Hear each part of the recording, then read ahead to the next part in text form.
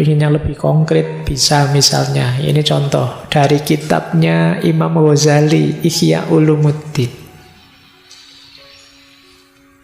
Ini kalau teman-teman jeli ya, ada beberapa tips mengatasi problem kesehatan mental versinya Imam Ghazali.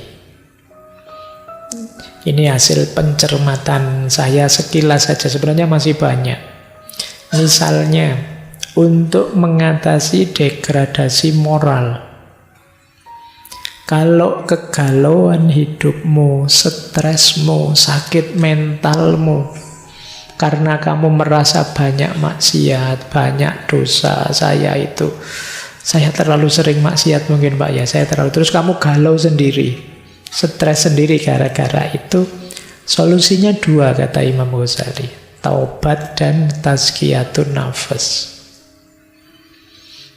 Ayo ditobati, terus pelan-pelan kita bersihkan hati kita. Cara membersihkannya, nawa itu tidak mengulang lagi maksiat-maksiat yang kemarin saya jalankan. Dosa-dosa yang kemarin saya lakukan. Ini akan meringankanmu. Jadi taubat itu kan semacam menetralisir segala beban dosa dan kemaksiatan yang selama ini kalian lakukan, yang membuatmu stres. Tapi dengan melakukan itu plus pembersihan jiwa, jiwamu akan lebih tenang. Jadi itu tips dari Imam Ghazali. Solusi pertamanya justru taubat. Jangan lupa ini ya. Karena kalau jiwa kita masih kotor, tiba-tiba saya ingin menutup dosa saya dengan puasa, dengan sholat ini itu, ya belum, diawali taubat dulu. Membersihkan wadahnya dulu. Nah ini mengatasi degradasi moral. Kalau teman-teman merasa hampa makna, hampa tujuan, saya bingung ini Pak, hidup saya mau kemana? Saya harus bagaimana menjalani hidup ini? Imam Ghazali menyarankan dua. Zuhud dan qanaah lah. Qanaah itu merasa cukup dengan apapun yang saya miliki saat ini. Zuhud itu kondisi jiwa kita yang tidak lagi tergoda oleh hal-hal duniawi. Ini zuhud. Lu kalau gitu ndak kuliah, ndak kerja Pak. Ya tetap kuliah, ya tetap kerja. Tapi tidak terikat, tidak jatuh cinta pada dunia. Ini membuat kita lebih mudah menetapkan tujuan. Memberi makna hidup. Dibandingkan kita masih tenggelam dalam hasrat ambisi duniawi. Kata Imam Ghazali, kenapa begitu ya?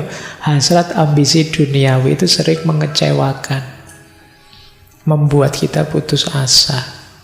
Mari kita terima saja, ya yang kita miliki ini ya sudah. Itu namanya qanaah. Dan tidak mudah tergoda, tidak mudah terpesona oleh hal-hal yang sifatnya duniawi. Itu ada kata mutiara yang luar biasa dari Sayyidina Ali bin Abi Thalib. Beliau menyatakan, ya dunya hurri wairi lakot tolak tuka salasatan. Wahai dunia, godalah orang lain saja selain aku. Kenapa? Aku sudah menalakmu tiga. Jadi itu Ali bin Abi Thalib. Nanti ya, itu membentuk jiwa yang zuhud. Saya tidak tahu kalian berani tidak bilang begitu. Wahai dunia, aku sudah talak tiga padamu, tidak mungkin rujuk lagi sudah. Baik, ya kalau di usia-usia kalian masih tidak gampang untuk qanaah.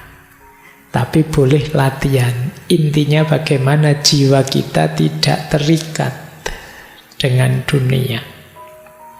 Kemudian kalau kita mengalami hampa spiritual, hampa nilai. Tadi kita merasa, Pak saya itu kok tidak berharga ya Pak.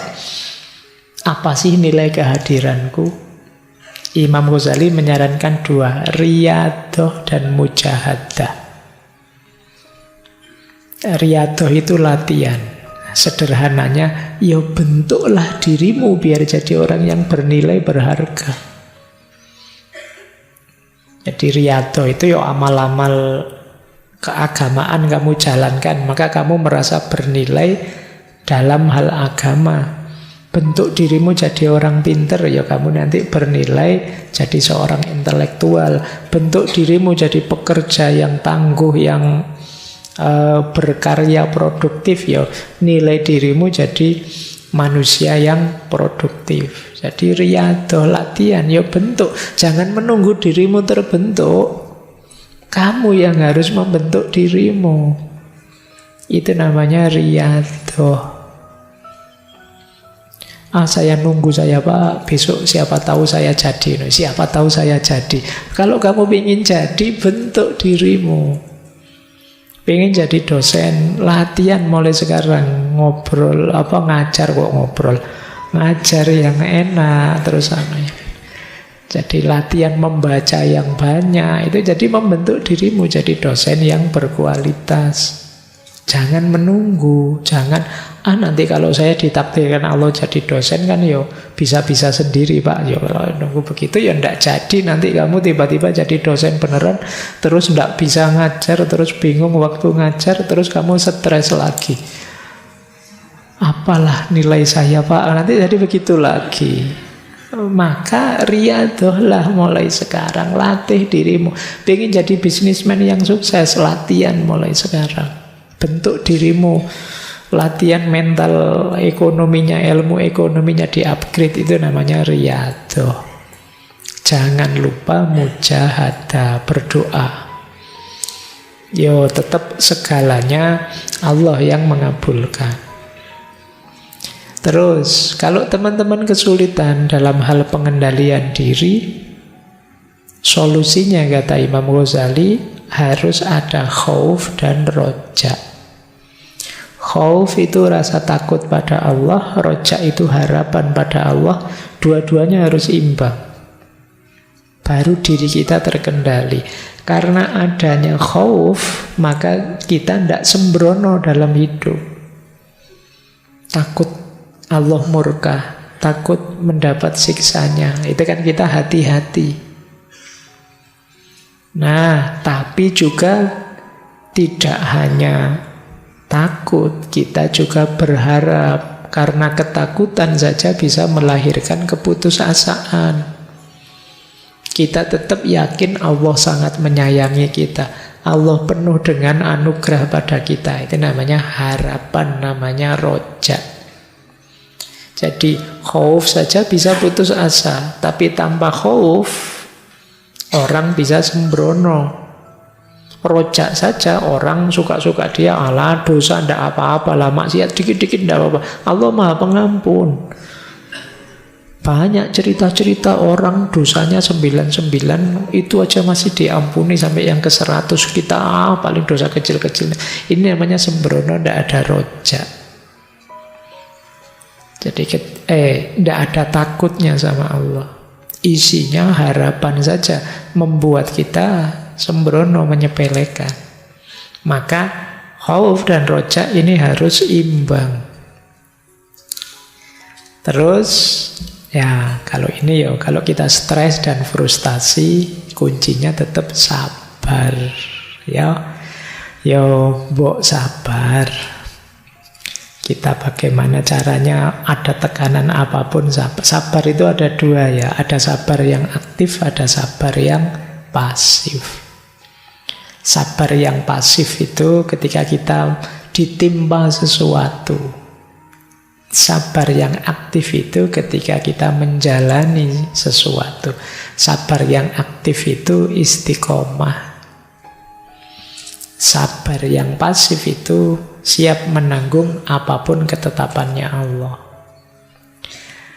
Nah, kalau teman-teman kegelisahannya adalah cemas tentang masa depan, solusinya adalah tawakal. Tawakal itu berarti sepenuhnya pasrah pada Allah. Iya, tapi setelah didahului ikhtiar.